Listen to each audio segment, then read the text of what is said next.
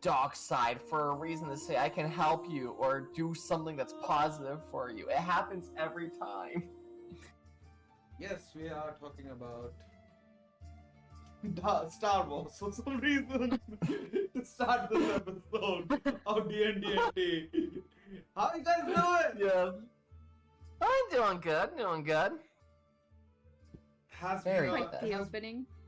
has been quite some time between the last D&D&Tea we had. Me and JJ have changed our spots again, and All's right with the world now. always. Yeah. And we have a lot Exactly. more new people in the group. And also we have started this thing called Module Club, where we are actually playing modules. Especially Polar, who's usually my lore keeper for whole homebrew game. And then we have lovely Lisa joining us as well. So first of all, I'm gonna ask you two how it has been being players. I think it's been really fun. I've enjoyed jumping into the modules as like my first real D&D experience, other than like the one shot I did with JJ. But I think it's been really good to start off with that. Enjoyed it. Nice. As for me, I enjoyed it as well. First time I started playing D&D was with you, Jay, you know, our one shot. Our And like then- one abandoned session and then Yeah, years that later- abandoned set when I came up with a really fucked up paladin. It was so fun though. It was so freaking fun though. It was half elven paladin, right? Yeah, and the guy, I was role playing a guy. Really. And he had a dwarf friend that we mostly roleplayed as those two characters the whole freaking Yeah. time.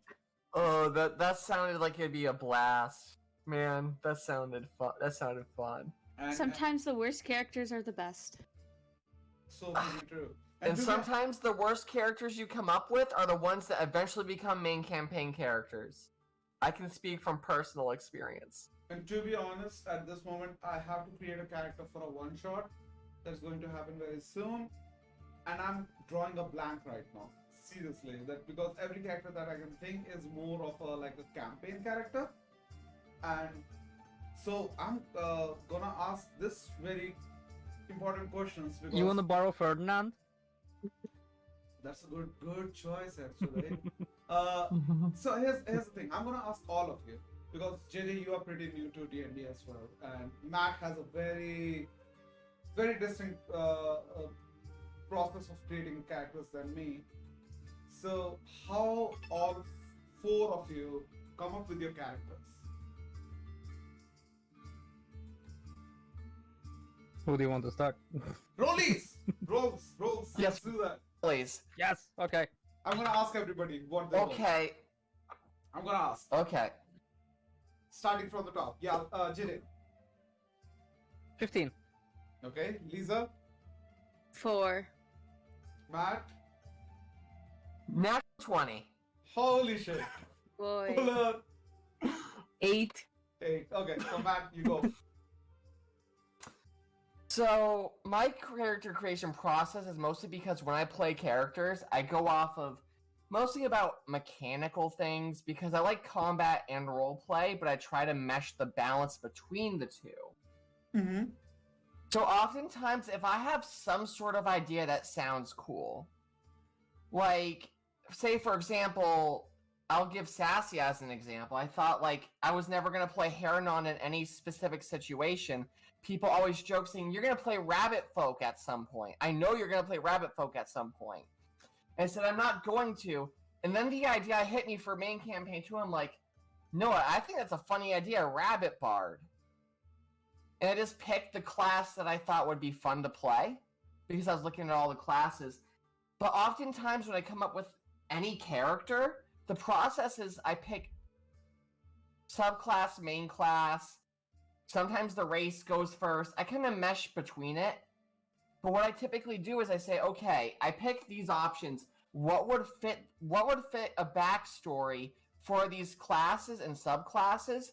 Is there a background I want to try out? It's literally me trying things out and basically hitting a brick wall until I come up with an idea that fits perfectly. Which I always enjoy the hard path more than the absolutely insanely easy path of A, B, and C. I've So always enjoyed. mostly it's like creating a character with a hidden trial kind of a thing. Yeah. All right. Just come up with, pick the class, pick the thing, pick whatever I want, and say, this is on my list. What do I want to do? And say, okay, what's a backstory that fits for a main campaign? One shots to come up with stupid quirks for them. That's it. Cool. Okay, next was Very simple. JJ. Okay. I go the other way. I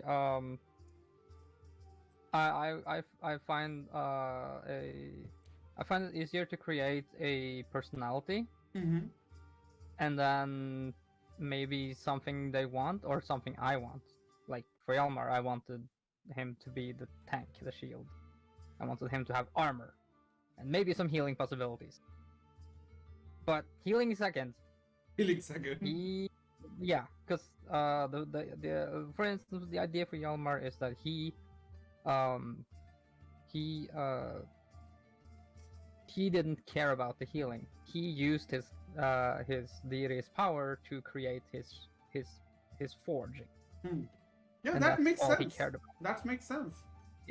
So he used the blessing of the gods to create stuff. So that would make sense that he doesn't know about all the different spells that he could use and all that stuff. And I tried to do that for every other character, because then I know kind of what kind of spells to prepare, what makes sense for them. For instance, like Hjalmar won't take any like big necromancy kind of spells, other than speak to dead when that was required. And he got very comfortable doing that when we faced that nail fairy guy. If I Yeah. only had Revivify, If only had would've you been- had I we would mean, have been back. coming to Revivify, that was the thing that made you regret your choices yesterday a lot. I'll come back to that. Polar. Oh. You Because yeah. go on. I'm just saying, I was just about to say that you have been so new to this thing, and you are just getting into like character creation process. How it has been. It has been really nice, and you know, I ask you a lot of questions. So I want to go for a lot of classes, and I just want to create a character with each one because all of them seem so cool. And for Kraken's campaign, I chose Monk because Dee told me last time that monks are cool, so I trust her. Okay, D, thank you for guiding Polar for there. Although And we wish. I can't. And Polar, get ready for Saturday because it's gonna be fun. Oh, Yeah. okay. And yeah, So, yeah. we are missing D right now. Sitting here, I know she's in the chat, but you know, Yeah. having her here would have been cooler. Okay, finally, Lisa. So for me, if I don't have a specific personality type, I really enjoyed looking at the classes and the races and seeing what I wanted to play, Mm-hmm. and then sort of building from there. And then kind of, I'll find little bits and pieces that like, okay, oh, I like this. Oh, I'm gonna incorporate it this way, or oh, this backstory sparks something for me. So I'm kind of all over the place. But I found it easier as a new player to start from like, kind of like what Kraken said, the more mechanical side. Okay. So like my very first character, I knew I wanted a companion. So then I had to decide, okay, did I want to go Beastmaster or like I find familiar? And then I was just like, I want a fucking bear. How can we make this work? Yeah. And yeah, basically how that worked. Okay, I'm gonna add one more question to that, because I think it is important to ask that. How hard it is for you to create a character which is not a Beastmaster? Very hard. Because I'm trying to like try everything and see what I like, and I was very close to my next one being a Beastmaster, but it's just fun. Yeah. Cool. Okay. One more question that I would like to ask about the same thing, because now you guys are getting into this thing, and one thing you might have realized that in D&D characters don't remain same. Things affect them and they change over the time. So how you guys are getting adaptable to the whole thing about evolving characters, like how you can, like, for example, I'm gonna start with JJ on this one, and then I'm gonna make all the others do the role on this thing. So with Yarmer, the role is gonna change a lot with how things have panned out in the campaign. Yeah. So, and I think the same applies to Sassy as well. Do you think that it will change personality-wise, the character, change the character personality-wise, or it will just be like a short phase and they will go back to their original self? For me, I don't think I know or anyone knows, because for both me and Yalmar, it's uncharted territory. Like, he hasn't been in that kind of situation, so we will just wait and see. I know he's gonna go through some of his stuff and show his respect in his way. By doing some stuff that I'm not gonna reveal yet because I have plans. Okay. I will spring that on you in the session, so you'll have to think fast. Okay, but you are not new to adaptable and evolving characters, because pretty much Baldric went through a kind of a reform in his one shot as well, didn't he? Baldric went through like a 5-minute reformation. But that was more like an oh fuck, I messed up. So for Baldric, it was like, okay, I don't give a shit about any of these people, like the ones that were supposed to help. Like, yeah, fuck it. If anything, I just want to keep the dragon alive. I don't give a shit who has it. Okay. But would it have been like a life altering lesson if you think about like Baldric going forward in his life, and he will remember it, and would have made him more paranoid or more watchful or something like that? He would definitely have had to make his apologies to the house of to House the god, Rashk. because his family would have demanded that of him. True. That's definitely a thing. But yeah, I think he would end up in service of them during his time out, to kind of make amends, I think. One more question. I'm sorry, I'm kind of just leading to this chain of questions right now. What is your because we kind of ended that that one shot on a kind of a build up towards a campaign, which was that Baldric will go and find this sorceress named Talisi. So do you, like, you're back in this world, which is like 15 years later. Do you think Baldric would have succeeded, or how it would go? If he had enough help, yeah. All right. But he would need somebody to guide him, because like, from the moment that I played him, he knew very little and thought he knew too much. So he would definitely need some guidance. Yeah. in that respect. So yeah, he was a very unformed character or unformed person. All right. Okay. I'll come back to that a little bit later. So, all us, Matt, I'll take your answer on it as well. How do you think our homebrew campaigns set of events are gonna affect Sassy going forward? So, Sassy is a very pure child half the time. He's very much one of those characters that he genuinely feels like he's had it great for a long time. And he hasn't really suffered from trauma. He was always, I would, like, even in his past, I could even argue, you know, he would be helping break up fights in the past. But when it comes down to death and loss, this is his first experience with it, technically. Where he feel like this is a new thing for him. Yeah.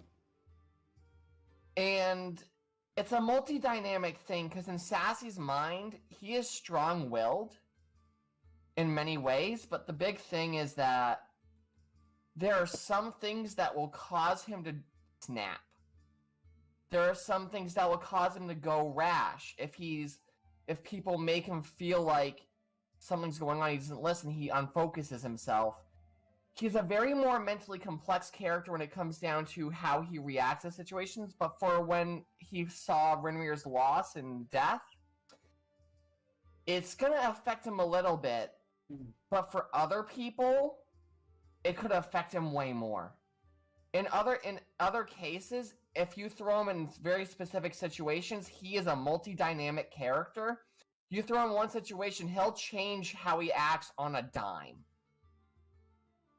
He's that sort of character that he's unpredictable for even me.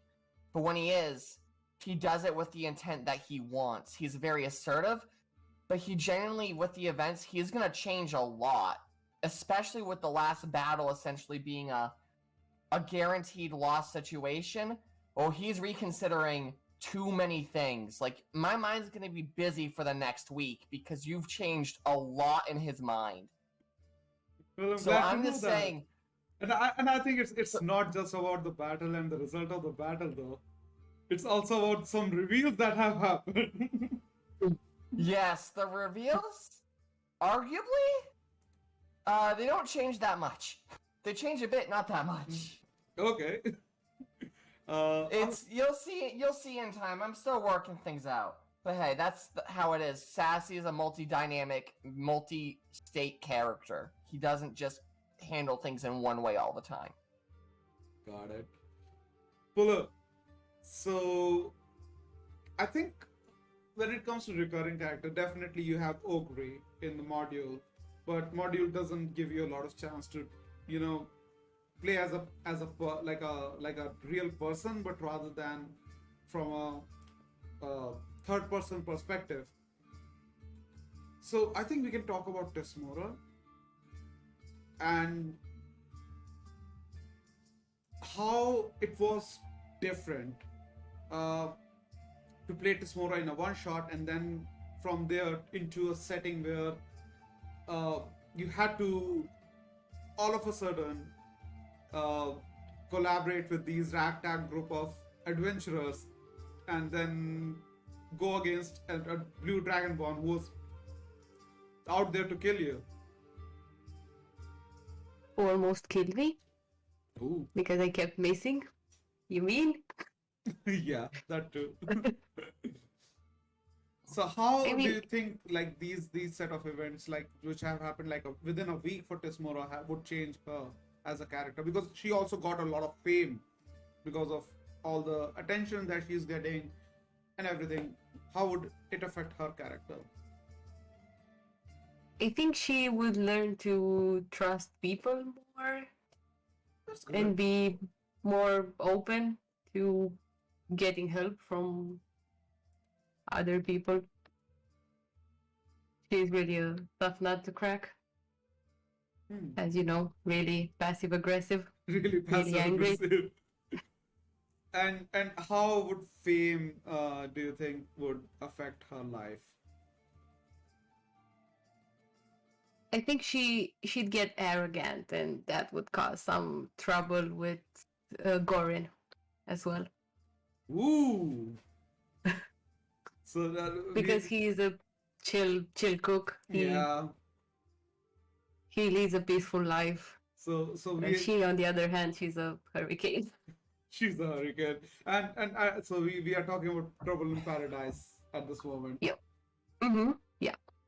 So the next time, if the main party ends up in Havering or find out somewhere, and kind of run into Tismora, she might be not that happy about her love life that she was last time. Oh, poor Gorin. Okay, so and I'm gonna talk to Lisa about the same question. I know that you have with me. You have mostly played a module, and then you had played some one shots with JJ. So, given this limited experience, how do you think like evolving a character that only lives in your head works?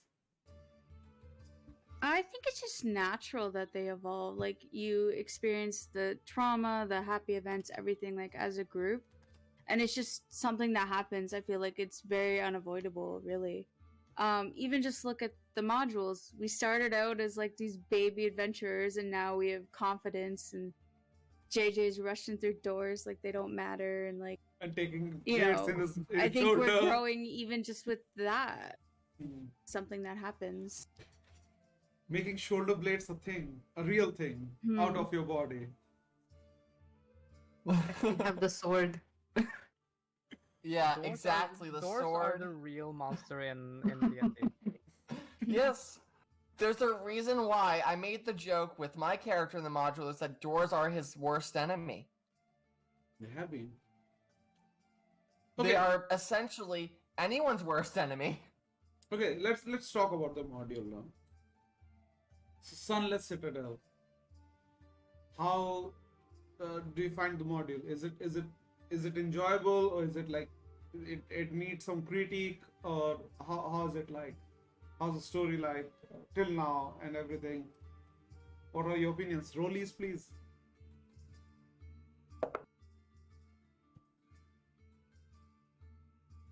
Ooh, Lisa's face says it all. I'm guessing you can imagine. I got that one. I have a 2. Oh, you rolled a 2. Yeah. Not 1, not 2. What about boys here? Matt. 12. Okay. I got a 5. Oh, Hey. damn. Oh my god. Oh my Matt god. winning the second rollie again. So yeah, go ahead. Actually, you know what? Yes. Would it be okay? I'm gonna change the rules a little. Let's start with the Yeah. lowest roll.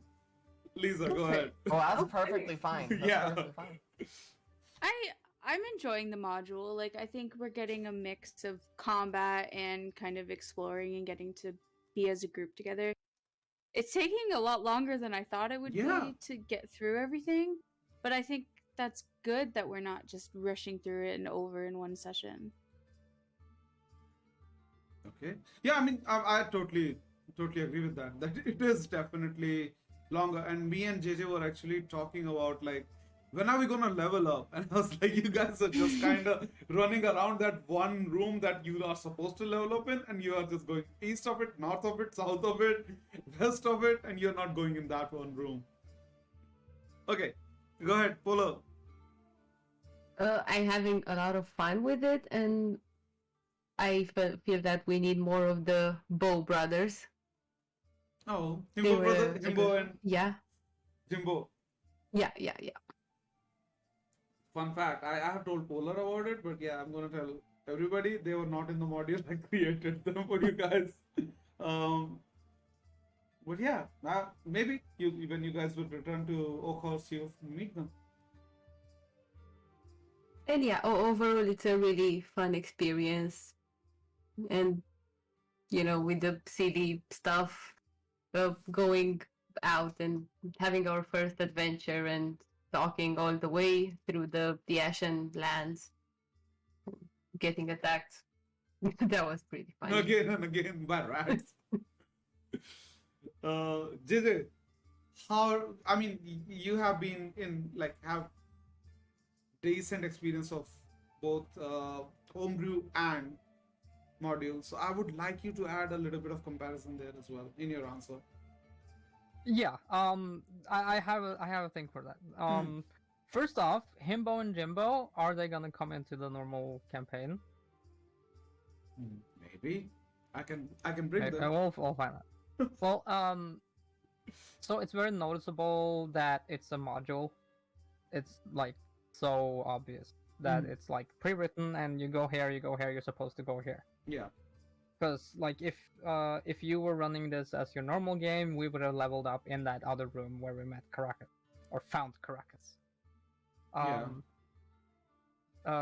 For the module, we found Caracas' body, and then I realized, okay, that's why they didn't bother to write him into the story. Yeah. And I told you about that, like. Yeah, we talked about it. But yeah, go ahead, please do tell it again. So like Caracas was mentioned as this shadowy figure, and he was in the shadow. So like, okay, maybe he's one person that is deceptive and leading them astray. And then we find his body, and it's just obvious that they just added him in as a dump character. He's gonna die anyway, so who cares? Let's just give him a first name. He doesn't have a family. He's an unnamed guard, basically. And has a ring with his name written on it, so you can recognize him because we give nothing else to you. Okay, so he's a self-obsessed idiot then.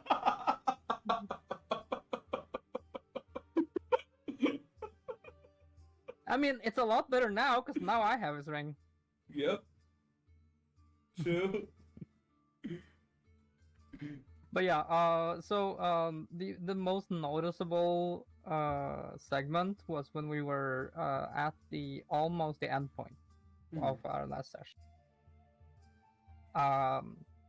Where we were listening in at the door, and there was too many goblins in there. Oh. Yeah, goblins, yeah. Yeah, and then they come out and they catch us, and I was like, fuck, I'm playing a charismatic character, let's do this. My guy's an old salesman, so I'm gonna sell them a vacuum cleaner.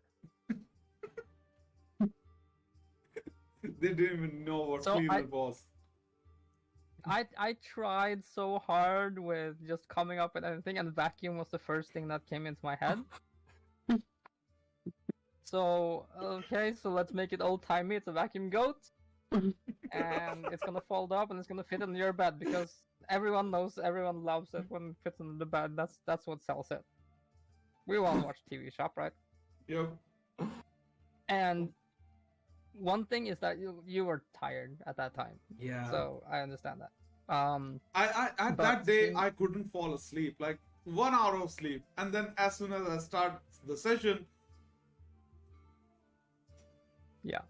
So yeah. Yeah. It was just. But bad timing. since we were playing modules, the modules didn't let you react to that because it was pre-written what was gonna happen. Yeah. That like is... if we'd played in your campaign, we would have had a kind of a good chuckle and a kind of a derailment of trying to sell them a goat that doesn't exist. And I would have given you some kind of astronomical figure, but what ended up happening was that they said, okay, whatever, get in here. Yeah. Yelmar, no, I mean JJ, imagine if Sassy did the pitch. It would have been very politician-y. Yeah. It probably would have, but it would have been funny. Oh yeah. Either way. Anyways, back to that. I'll skip. Yeah. So that's the biggest difference, I think, and I'm excited for Lisa to be able to experience your freedom of movement in the session,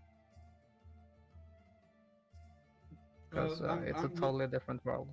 Yeah, I'm definitely looking forward for Lisa to join us, and her character is very, very interesting, and I'm looking forward to how it will mingle with the rest of the party. Okay, Matt, tell me about your. I mean, you only played module for one session, but you have been watching us play. So, what is your review? Well, the thing is, I played the campaign I left that I was originally playing with the class of the character I was playing originally. Mm-hmm. The one that I left. It was a main campaign, but it was very modular-like instead of main campaign-y. So You mean homebrew coming campaign. from that, it was homebrew, but it felt Yeah. like modulars, Mm-hmm. where like there was like basically all mini one-shots in one whole thing, and he kept giving us optional side quests to pursue.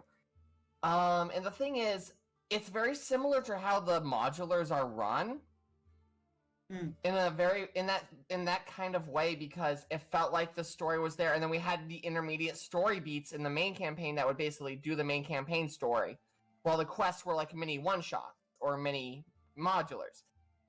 Going into it a bit, I think what's really important about modular campaigns to keep them interesting is that the story kind of just keeps pushing forward in a way. So, for example, the book we're in, it has multiple different modulars.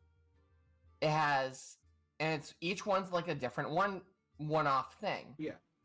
The thing that I do see in it is, I don't know if it's going to tell a story yet, but the thing that I really want with a modular campaign, because I have some adventure books down here as well, is I want to see an overarching story in the 7 stories, or in the 4 stories, or how many stories are in the book, right? Mm-hmm. Because I feel like that's how you keep a modular campaign interesting.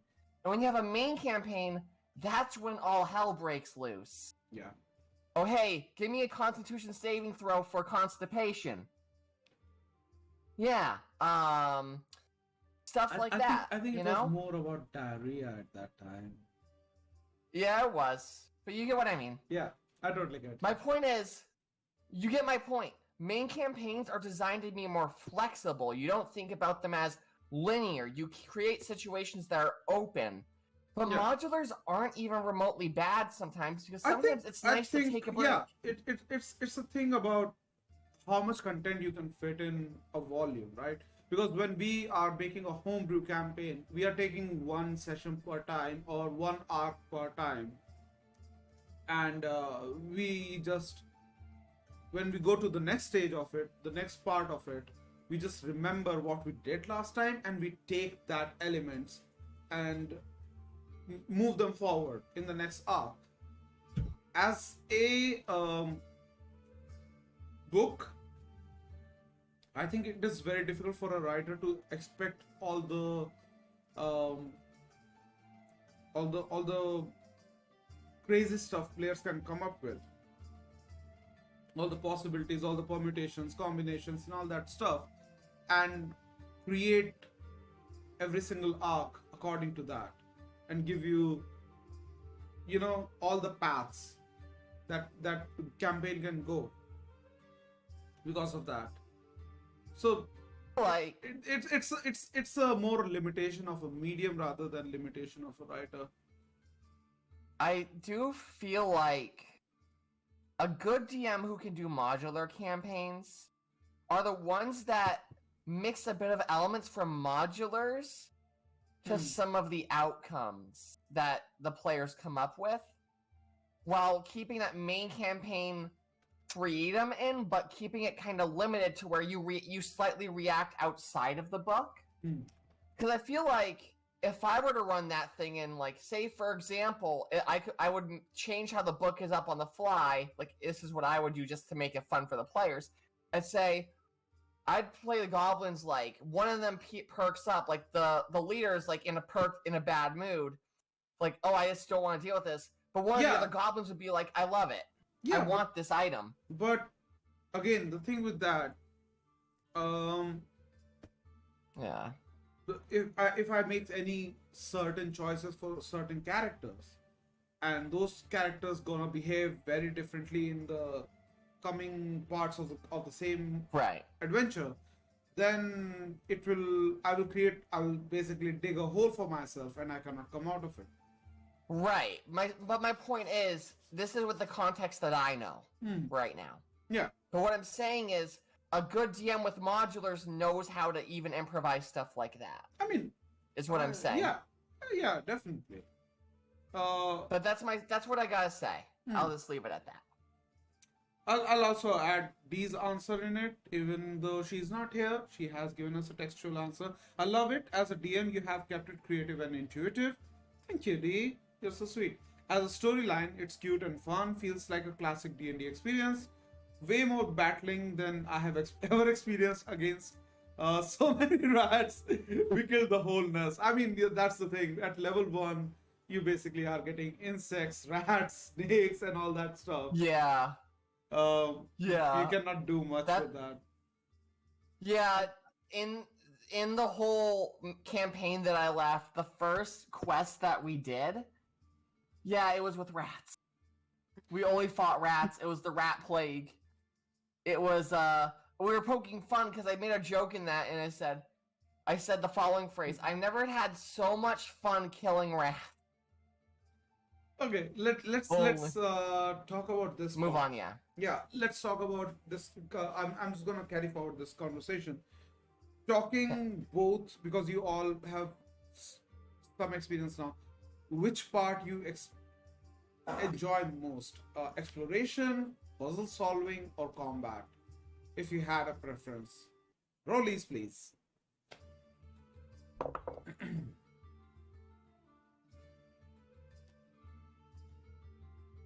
Did it? I love that smile. Does he almost roll? That's a 3.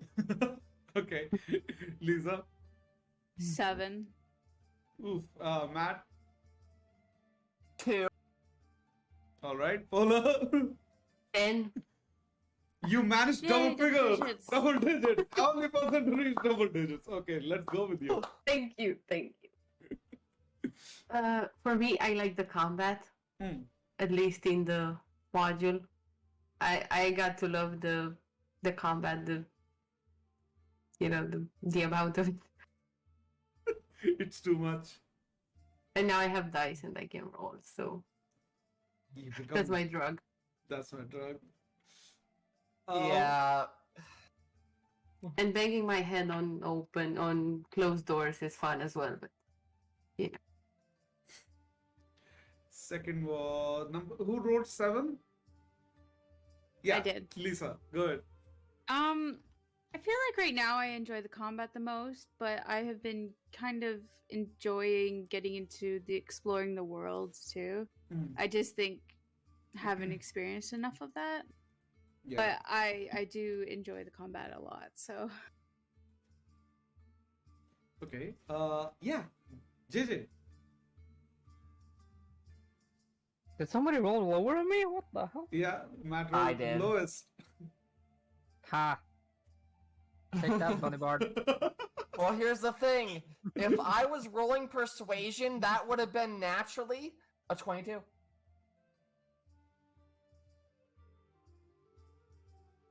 Anyways. We'll see about that. Okay.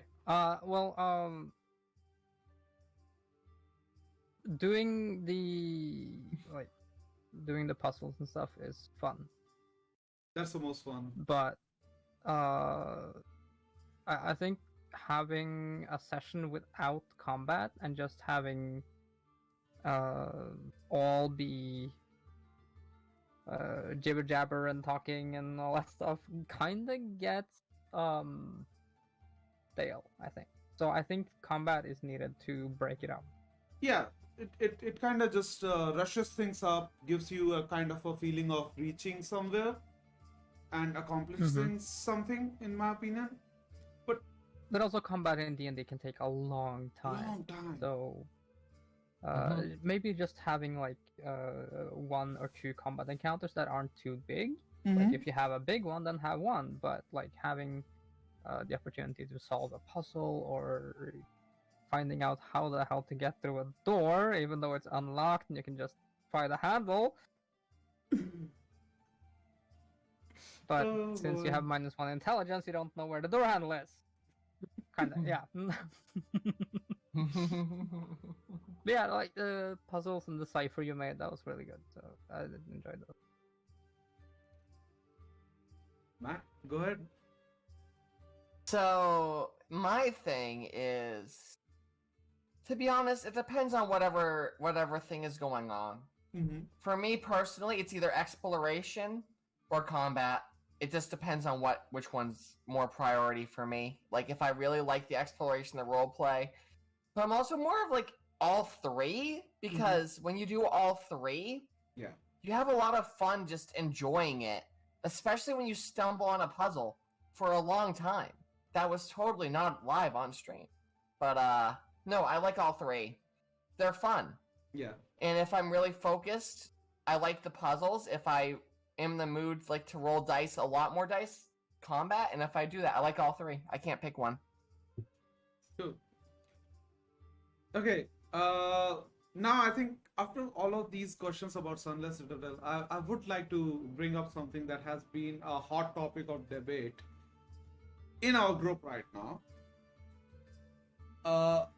We're gonna do a very important discussion, which is gonna be a little bit of lore dive as well into D&D and talking about like certain creatures. But I do have one question that I wanna end this at least question answer kind of a thing right now with. We have been talking about using unfair means as a player recently in our discussions because of some certain things happening. As a new player and you come in, because I get it that a lot of people don't get the essence of D&D sometimes, that it is not about succeeding all the time. It's about telling a story, experiencing a story yourself, and just going through an experience. How tempting it could be to, let me just blatantly put it, cheat as a player. Rollies!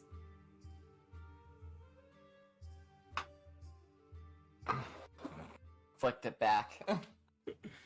Okay, let's start from bottom this time. Polar, 6. Matt, 14. Lisa, 9. 9, JJ, Not the 3. the 3. Also, I would like to, we're gonna talk about this thing. I'm gonna first of all commend all of you for being very, very honest with your roles in rollies as well, because that would be cheating as well if you don't do that. So, let's start with, because last time we started with the highest roll, let's start with the lowest roll, which will be JJ. Oh my god, Yay! Jay. God damn it. Hey, See? we have been altering. Even with Yalmar rolls, I still win. Take that. Oh, Maybe I'll lose 'cause Yalmar's I have to gonna answer get this it. first. So, I the only reason I would have to cheat would be if I had rolled a 3 and I really wanted a natural 1. That's the only way, and I wouldn't do it. Yeah. But I have had times where I've been where I've succeeded in something, and I really, really, really wanted my character to just fall flat on his face and get nosebleed all over the sidewalk, or But just fail miserably at whatever he's doing. true. But could that be tempting as well, that to fudge your role in a negative manner? No. I if I were to want something like that, I would ask if I could roll at disadvantage. Right? Yeah. And you would probably allow that because it's a disadvantage. So who cares? No, I may allow you at advantage as well if it fits the narrative. That's the thing. Yeah, and you have several times. So yeah, I think I don't think there's a reason to. Of course, the will to win is sometimes very easy to very easy to come over somebody in Yeah. gameplay. Mm-hmm. But that's when you think about it as a game and not as a story. True. For my mind, if Hjalmar dies, he dies. And he's gonna have learned something, and then that's gonna be his story. That's gonna be his legacy. True. So far, his legacy is that he fails at most things. So we'll see what we can do about that. He's a stumbling, staggering dwarf who's just getting by But- somehow. But when he gets something right, it's that Hey. more important. Yeah, I mean, he's the one who cracked the code of Standing Hill. And, Yeah, I still have no and idea because then- he's minus one and then- intelligence. and then drove the party into an ambush.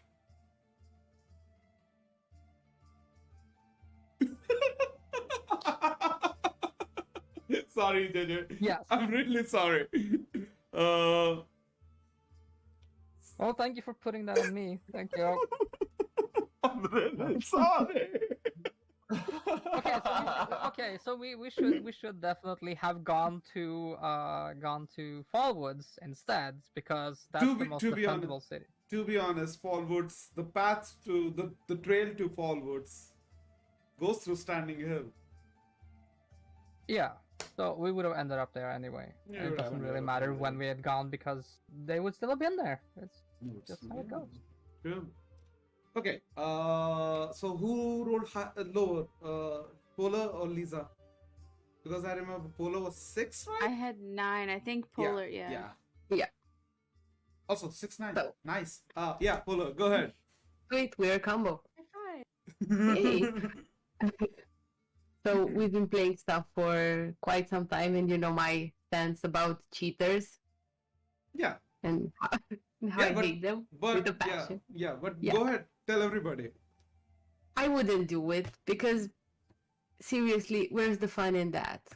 I mean, with the rolls, at least those are based on pure luck. So if you got a bad roll, oh well, let's see what's gonna happen. Even if I were really close to dying, I wouldn't do it. I just see what would happen. Who'd save me? Yeah. That is a good way to put it. Okay, Lisa. Yeah, I don't see a point in cheating. Like, sure, we might have things that we want to happen, but I think part of D&D is going, like, honoring the rules and sort of going with the luck that happens or what doesn't happen, and like there's no point. I think it ruins the fun for you, for everybody. Like, yeah. Yeah, so I mean, even if it's not you, but if it's somebody else and who they are fudging their die, that also can be very distracting and putting you off the game, kind of a thing. And I think it ruins the mood of a lot of the group because, you know, we're sitting here like honoring the dice, and or we could have said we rolled all 20s, you know, like True. I think it's fun to go with what the dice says, and like Polar said, what's gonna happen now? Like, just part of building the story, I think. True. That's very insightful. Matt? Oh, yeah, actually, you're 14. So, yeah, you go first. Then I'll read these. She rolled highest. So, to give you an idea, I am really fond of dice rolls, and because I'm a more roleplay heavy guy myself when it comes to main campaigns, a lot of things I feel is, say for example, I roll like really low or really high when I want to roll a specific way. Like, I feel like it's important that you represent your character with the roll that you did, because it makes it, first of all, fun. If you say, oh, I rolled a 1 instead of a net, and like you rolled a net 20, but you said I rolled a 1, and you just wanted to fail without really telling the DM what you wanted, Yeah. it's not good in the slightest. The only time I really find it okay is if you want to, like, figure out what you want to roleplay, so you roll it without really doing it for the sake of doing it. You just do it to see what will your character do.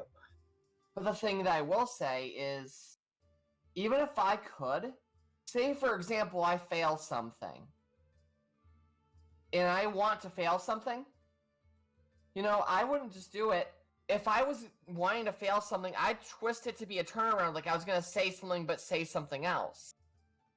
But like the big thing for me is this.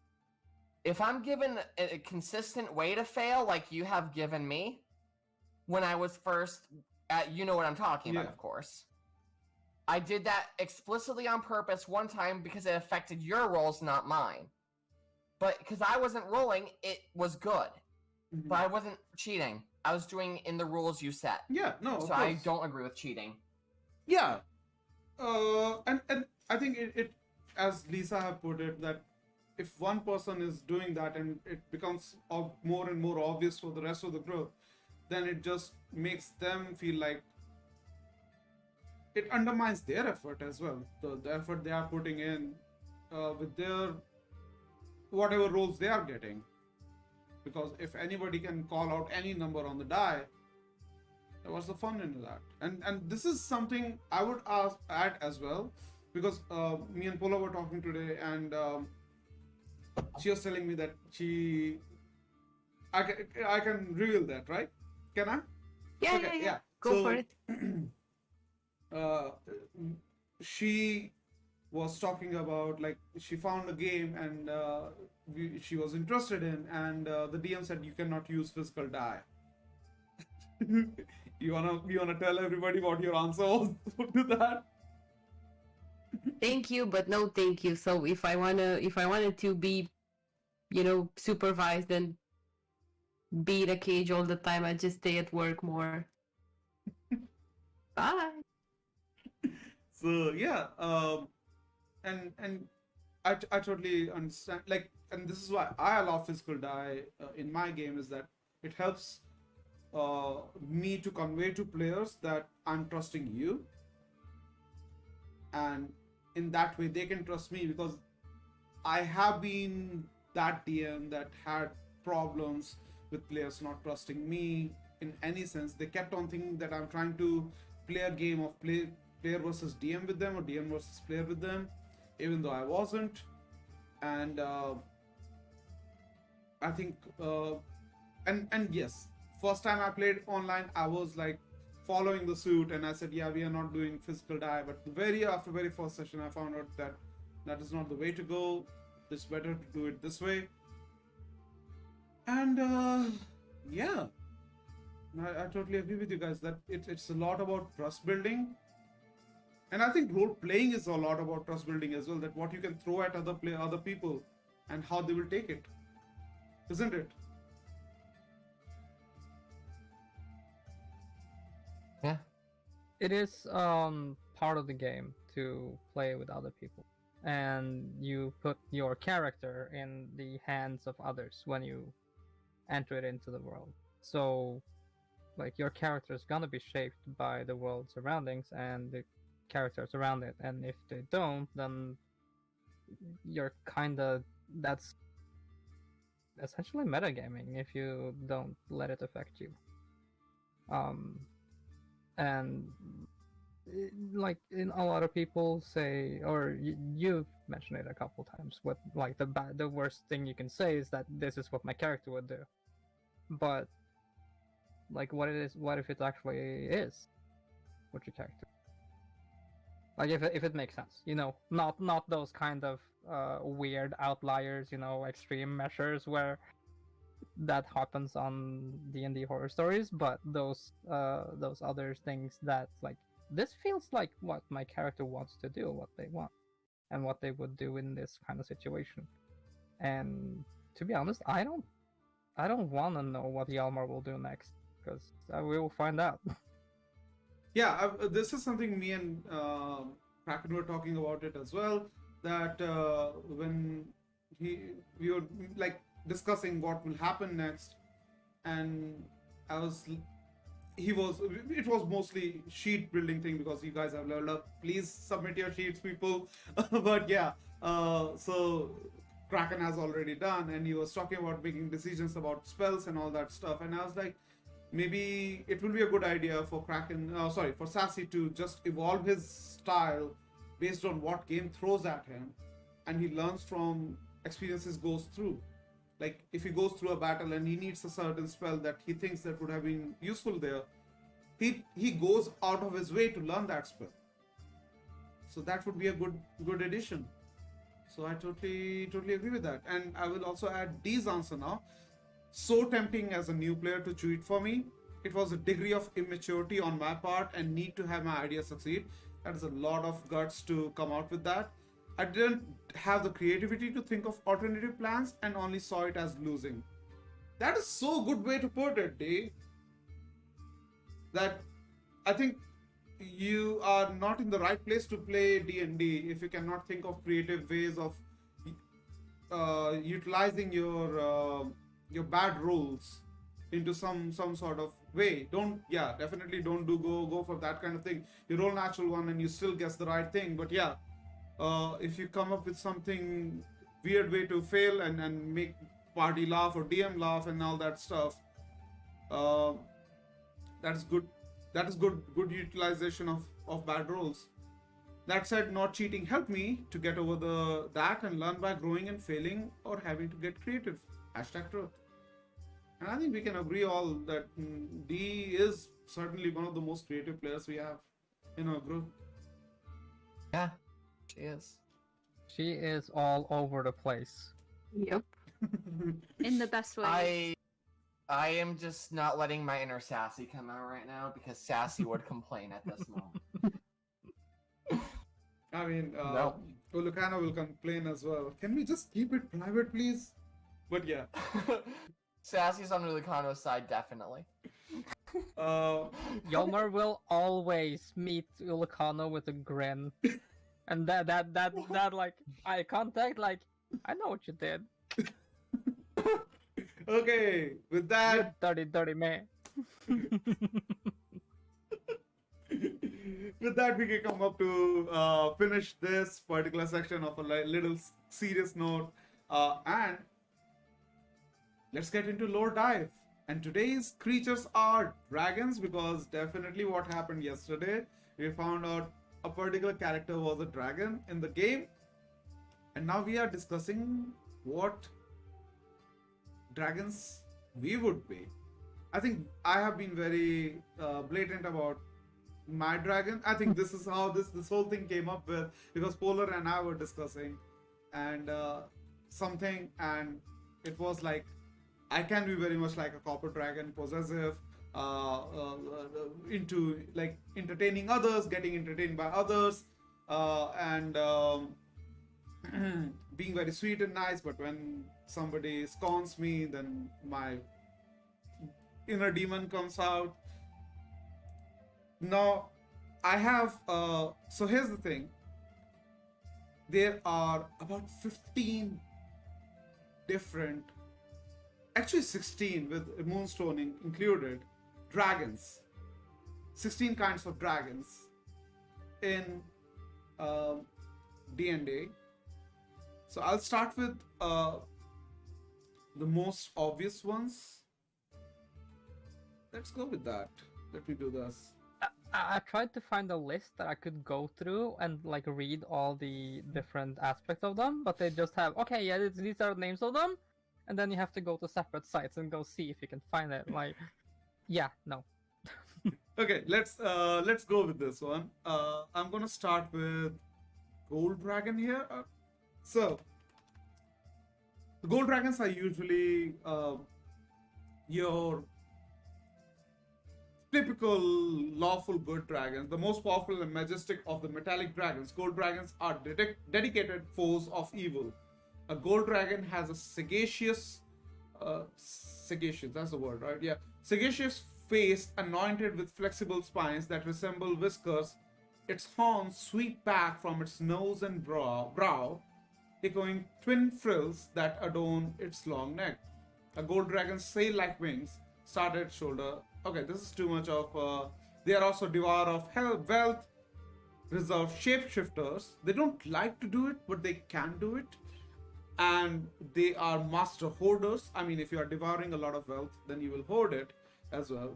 And yeah, their lair is mostly out of the way places where they can do as they please without arousing suspicion or fear. So mostly in a very secluded place. So they are loners, they are misers, they are very rich, but they are also lawful good, like always happy to do good by others, as long as it doesn't involve sharing their wealth. And they can stay far away from people. They can stay far away from people, yes. So yeah, and they have very good persistence memories. They can remember things for a very, very long time. And they are, of course, they are king of good dragons. So, does it apply to anybody here?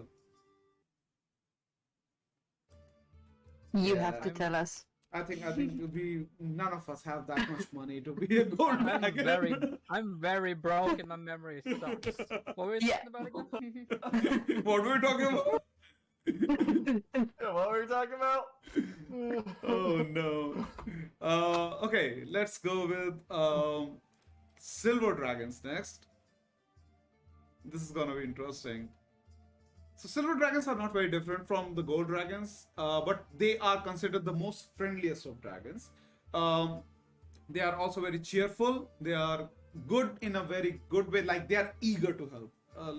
Gold dragons are like, I'm not gonna get shit fucked up. Like they are like, fine, I will do it myself kind of a person. But silver dragons are like, can I help it? Can I help you? Can I help you? And that kind of people. Dragons of virtue, they believe in a very moral life. So they are also lawful good. And then they have friends of the small races. Like they like to help the small people. Gnomes, halflings, and all that stuff. They have respect for humanity. So they don't consider, like they're also not racist like most of the dragons. Or prejudiced about it. And they like to, instead of hoarding treasures, they like to hoard history. They are the knowledge seekers. And yeah, they usually like to keep their lairs in clouds, making their lairs in secluded cloud mountain peaks. Though many of them are comfortable in natural cavern complexes or abandoned mines, silver dragons covet the last outposts of humanoid civilizations. So yeah, they like to stay away from people, but only like they are. I think we can say that they like to go out, meet people, but at the end of the day, they just want to go home and not get disturbed for the good night's sleep.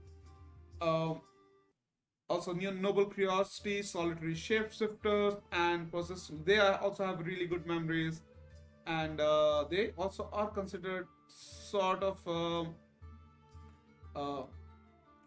like like kings of dragons, just like gold dragons. So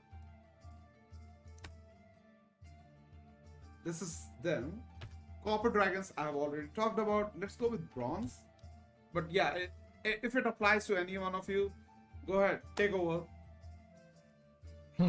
Bronze dragons are mostly found in coastal places like sea and all that stuff, and they are war machines.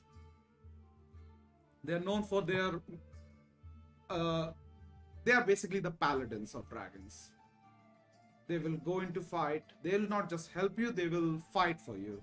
And they also like to hoard wealth, but their wealth is mostly about treasures of sunken ships, treasure of seas, and all that stuff. And of course, they will be found in coastal caves or in salvage into a wrecked ship. And they're pretty much rest of the thing. They also have really good memory and all that shebang that metallic dragons come with. Yeah, definitely the two that do kind of fit a bit more are bronze and silver for me. So Mostly silver. Silver, definitely. Okay. Yeah. Same for me. Two silver dragons, oh no. We have 2 silver and 1 copper dragon right now here. Okay, let's talk about the brass dragons. They are very much like copper dragons. They like to, they are very gregarious. They like to they crave conversations. They hate to be alone. They are the most social ones, and they like hot, dry climates. So they most into arid and desert places, and they are boldly talkative. Um, Prized treasures are allowing to converse with interesting personalities. They are very much like copper dragons, actually. Um, and a host of the mounds of sand in secret places from the primary layers. They have no trouble remembering where the treasure is buried. Okay, not exactly if they're burying their bards like copper dragons keep bards, then we have a problem. But So- Yes, it's that's a- definitely a problem. It's a dragon with a constant swamp ass and with an intense desire to talk your ears off. that's pretty much it. Yeah. And that covers all of our metallic dragons. One thing to note: metallic dragons are the ones with shape changer. Yeah. I So yeah, I just want to specify it more Mhm. specifically. It's fine. No worries. I'm not trying to steal your thunder. no, you're not stealing anybody's thunder. Don't worry about it. But yeah, all I was saying that this and like good dragons. Now we're going to neutral dragons territory, and let's start with Amethyst. All right. These have a little bit more lore about them. Okay. Amethyst dragons, the mightiest of the gem dragons, study and psionically manipulate the fundamental principles of the multiverse from the force of gravity. Blah blah blah blah blah blah blah. When first, come on, cosmological studies. They're more interested in like astral sea and sky and go into space kind of a thing, rather than be where they are in material plane, or mostly they are found in Feywild as well, and they also prize in understanding of the cosmic forces and studying the opposite tides of good and evil, chaos and order. So they are more philosophical kind of dragons, and their particular attention to intuition of the far realm into the material plane. So if you guys are not familiar with far realm, that is the realm where aberrations come from. Like you have Cthulhu's illithids or mind flayers. You have like spawns, like big worms and all that stuff. And they like to hoard magic. So spells, spell books, spell scrolls, that kind of stuff.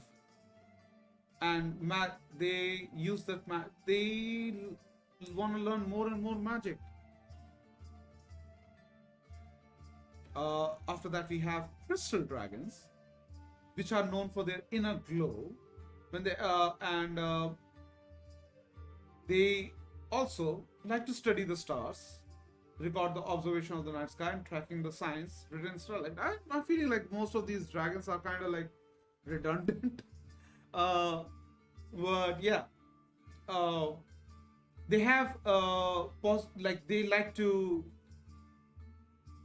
connect with the radiant forces, so have a feeling for like an interest in divinity, an optimistic attitude in most of these dragons, and they also are fond of adopting people who are lost, or abandoned eggs, hatchlings of other dragons, or even any other species as well. And they like to hoard anything that glitters. Not a follower of everything that glitters is gold. For them it is. Then you have Emerald, who are known for being shy, but they are also curious. So we can say they are the cats of the dragons. They love to observe local settlements and peoples using their psionic abilities, and they like to cloak themselves and watch them from afar. When they are old enough, they start shape-shifting as well, and they will blend in local population. or at least get close enough to not without arousing suspicion, and their attentiveness to unusual events make them particularly useful to their sapphire dragons cousins, which will be coming to next. And they like to hunt down aberrations and things that come from far realm, not just study them, but they like to fight against them. And they like to reside in volcanic layers, so anybody who is fond of heat will definitely can identify as them. And that is pretty. And they also like to hold history, like silver dragons. And finally, we have two more, sapphire and sapphire dragons are pretty much like bronze dragons. They like to go to wars, the paladins and they like to study their opponents before making their first attack, and also no love for aberrations, and they frequently ally with emerald dragons, drawing on their kin's knowledge of occult phenomena to track the influence of aberrations. People who delve deep beneath the earth can easily find themselves at odds with the sapphire dragon, so they like to stay underground, and they usually forge peaceful relationships with rock gnomes or deep gnomes, relying on these folks to help protect the territory surrounding the layers. And their hordes are mostly weapons. So, Americans?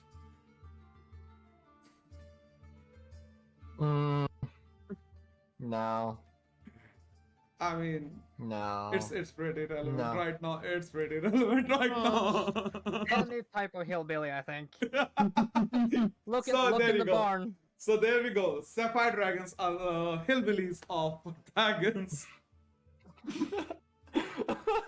Look in the barn of any type of hillbilly, you'll find a shotgun. I guarantee you. Topaz dragons are yellow-orange, and they have a cloudier, flimsy look about them. And they are fond of decay, and like they are different from all the dragons. They like filth, they like decay. They find beauty in things getting old and moldy. And they find their even they collect all the old things, like even if they are getting useless, broken, or just eating dust. More dust on a thing, more valuable it is for them. And they are swamp, and because they like mold and they like decay, so they like to stay in swamps, which makes perfect sense for them. And despite being in brackish marshes, they hate water. What? Yeah. That's So- crazy. And- Are you sure it's not qualified by they hate clean water? And also their favorite this is also pretty interesting. They hate water, but their favorite food is giant squid. So somebody who likes What? seafood but doesn't like baths. They're dogs. What? Or So, cats, really. Oh yeah. Mhm. Can be cats as well. so what you're saying is their favorite foods are squids, And they don't like but they water. hate water. Yeah. What? They I'm dis- just also they dislike company and grow irritated when disturbed. So they are secluded. They are hobos. Makes sense now. So we have hobo dragons, we have hobo dragons, we have hillbilly dragons, we have cat dragons. Which one you guys are? I'm still waiting. We know that these two are silver dragons. We are waiting for JJ and Lisa now. I'll be honest, there's like not one that's completely sticking out to me. I find like little things in everything that I connect to. Okay, I will say, I think my character is a crystal dragon. crystal Second dragon. hand. Wait, crystals were the one who were into shiny things, right? Yeah. And they like to uh, ra- like radiant energy, feed on radiant energy, uh, study the stars, and they were also the seek items as well that predict the future, create or manipulate. Yeah, they're also like basically into diamonds and baubles and all that. So they're kind of like people who psychics, psychic dragons, I guess. Okay, now we're coming to evil dragons, and that's all you have for yourself, JJ. You have to choose now which evil dragon you are. Now you come into my territory. Yes. Okay. Starting with the easiest one of them is blue dragon. Let's go with that. And I think you wanna know about them most because Janina. So Talina's gonna die again. no resurrection this time. But yeah, vain and territorial. They are very proud. They are very territorial, which we have seen. They soar through the skies over deserts, preying on caravans and plundering herds and settlements in the verdant lands. So they are like to live in desert. They are mostly soar over, like to stay in flight rather than coming down, and they're very deadly. When they hunt, they bury itself in the desert sand, even though they mostly like to stay in sky, so that only the horn on its nose pokes above the surface, appearing to be an outcropping of stone. When prey draws near the dragon, yeah, so they are also very stealthy, and they like to covet valuable and talented creatures whose service reinforces their sense of superiorities. They like to collect people like bards, sages, artists, wizards, assassins, and basically force them to bind them in their serving.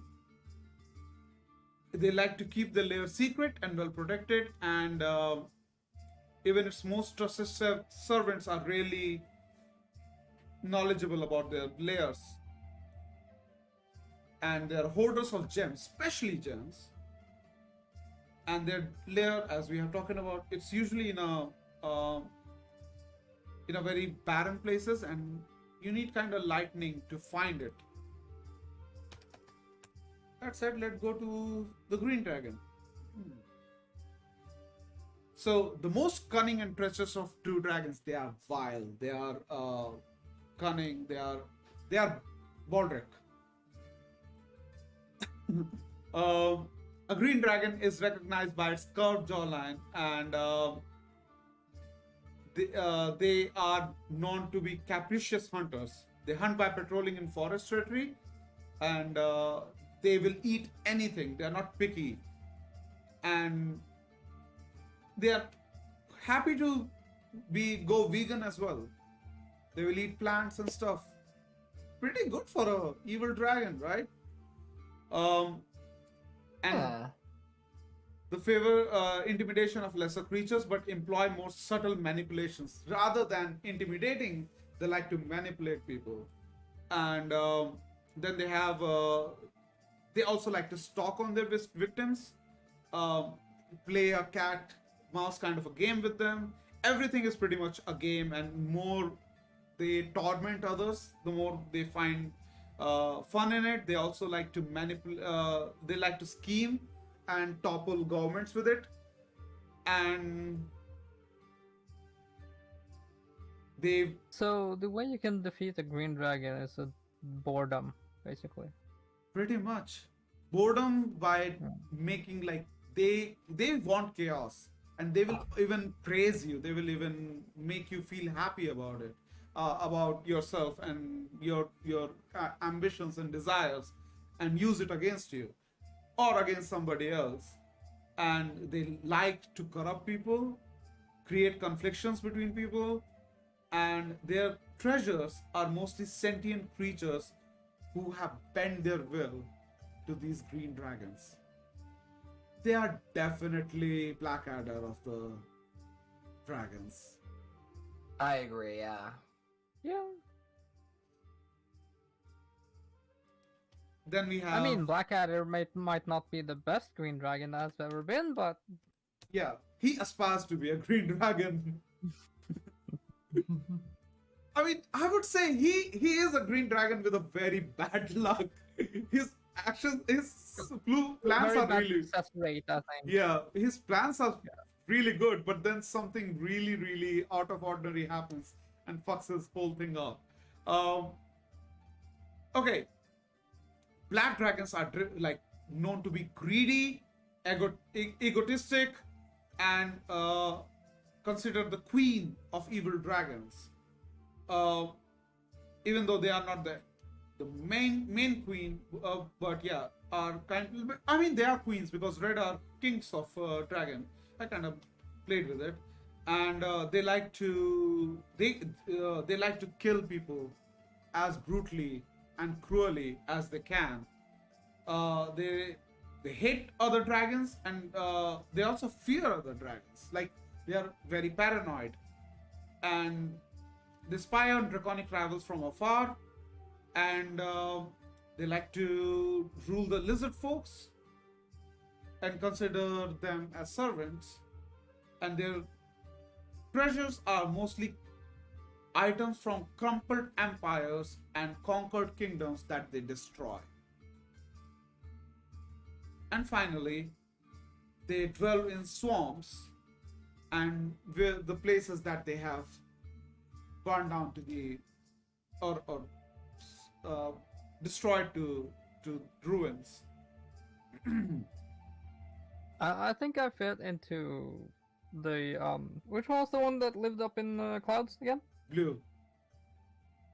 Oh, the before that one, silver? Yeah, that was silver.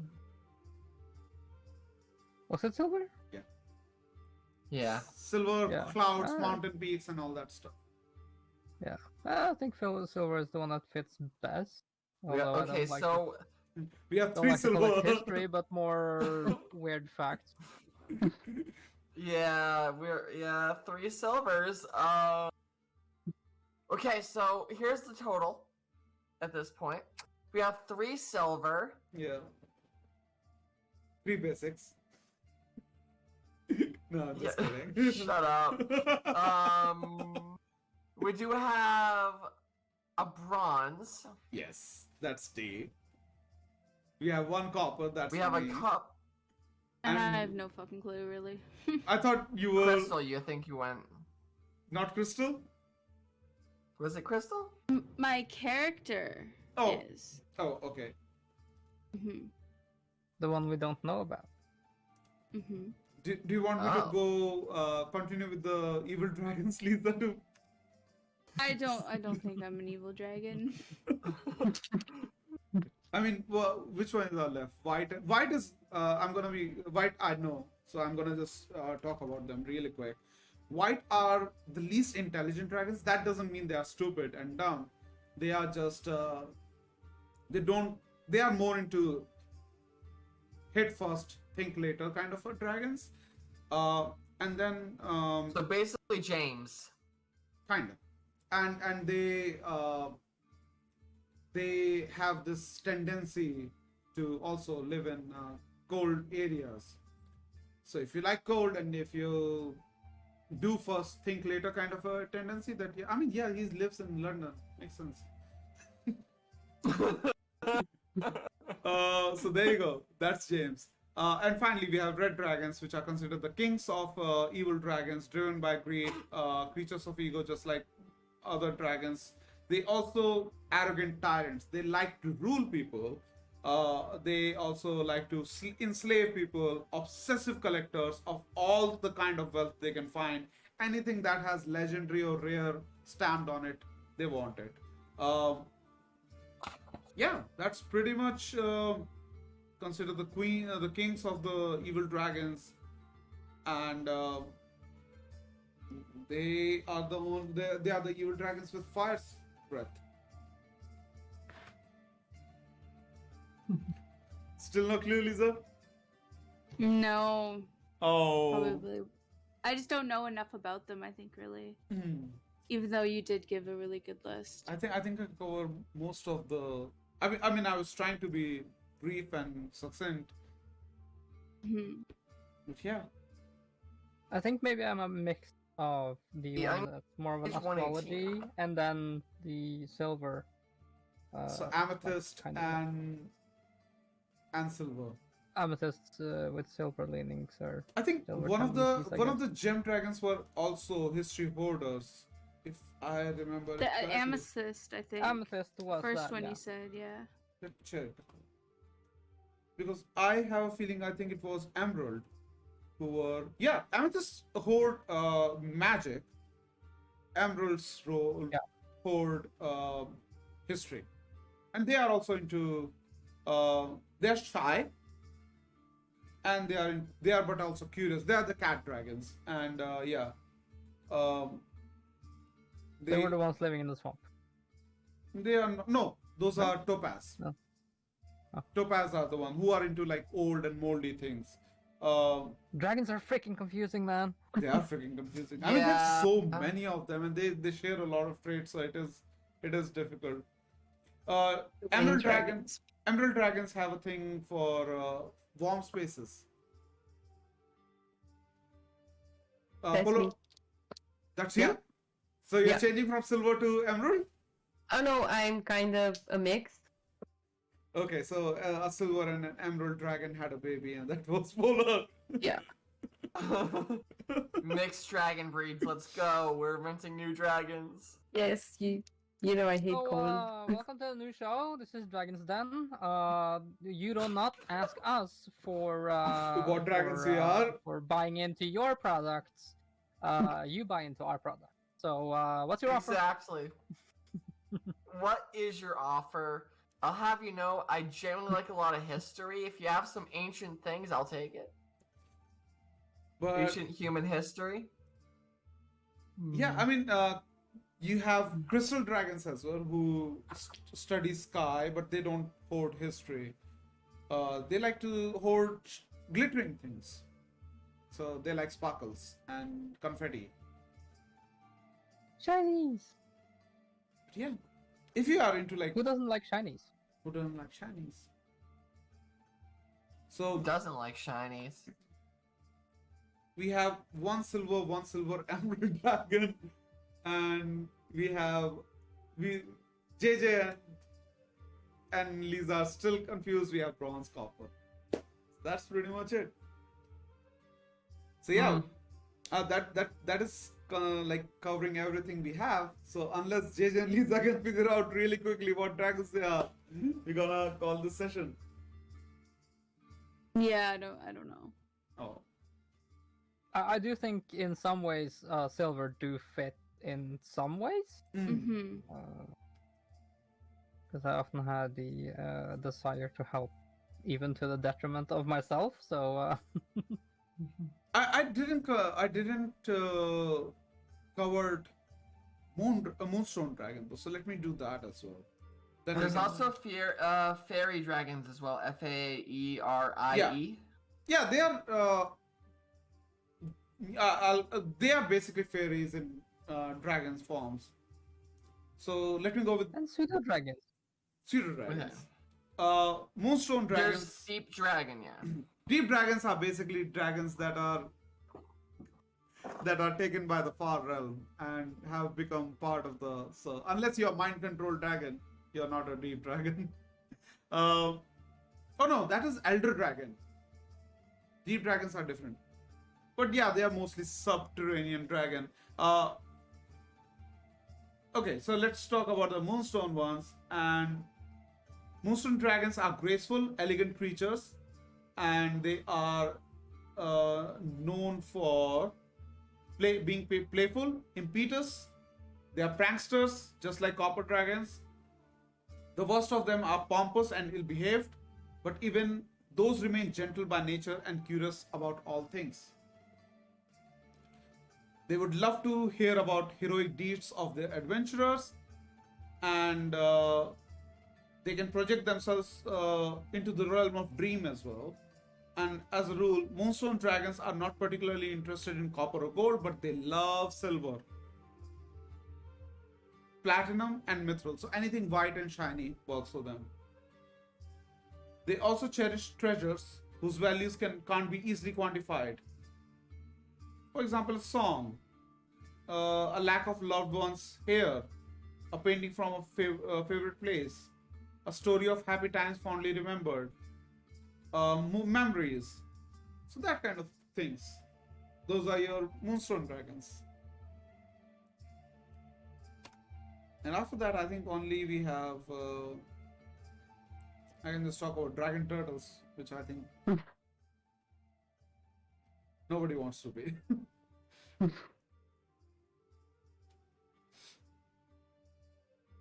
But yeah, Deep dragons, they exist. yeah, they exist and they like to stay in very deep into the earth, and they like to hoard secrets and anything. They're gossiping. They're gossips, basically gossips. They are into preferring social manipulation and crafty deal making to exert themselves in combat. And they are negotiators. They don't like to fight, and they like to make deals which will be basically problematic for other people and give them some advantage over others. And yeah, that's pretty much about deep dragons. Does that cover all of them, Matt or Kraken, or am I forgetting anything? Let's see. Shadow dragons. What else? Those are basically dragons who went to Shadowfell.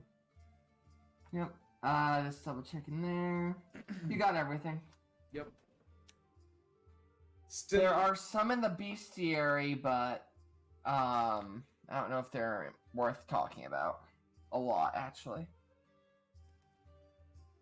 so I guess we're gonna end with two indecisive people over here. Yeah, we're just too complex of dragon types for Wizard of the Coast to even contemplate or imagine the eventuality that they would enter the universe. So that's where it stands. If they ever come up with a JJ Dragon, Yeah. it's JJ Dragon and Lisa Dragon. it's are gonna going end to your the next one. universe. That's just how it is. Okay. I mean, you can be in Spelljammer, probably. Yeah, Wizards of the Coast, make it happen. JJ Dragon and Lisa Dragon, Spelljammer. Yes. And we're gonna I Yeah. do have one thing I can bring up at this point, I think. do it fast because we are ending. Unlike Dragon 2, nah, that's fine. I won't do it. You go. Such End a it. freaking Useless. beast! It's useless information. But Okay, do I'm not falling for your Good games job. anymore, Kraken. We are ending. And thank you yeah. for everybody joining in. I hope you all had a good time. And those who watched also had a good time. And Mars Thank you, Bricks Jay. best next time. Thank you. Thank you for having us. Thank you for being Thank here, guys. you. And Oh, we're gonna finish modules tomorrow, or that section. Yes. yes, please do Yeah. join us for our Module Club's first finish adventure. We should have finished the last time, but we couldn't. So we will finish Sunless Citadel tomorrow with these players, including D, and then we'll be back on Wednesday and see what will happen with these adventurers who have lost their first battle and how they will take it. So two really, really interesting and complex sessions coming in with new players joining in. I'm so excited. I hope you guys are. And that's where we're gonna end. Let's find somebody to raid really fast. Why do I have two different same pages open here? I don't know. But with that mystery, I don't know. we're gonna raid let's raid Boo. And let's call it a night. Thank you, everybody. Thank you for joining in. See you guys tomorrow. Same time, same channel. and same idiot. Bye bye. Bye. Bye. We are ready to raid now in 6 seconds.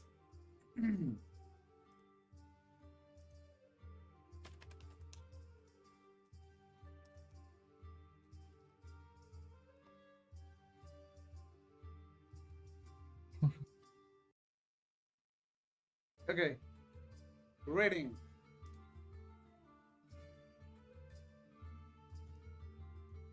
Going. Go Gone. on.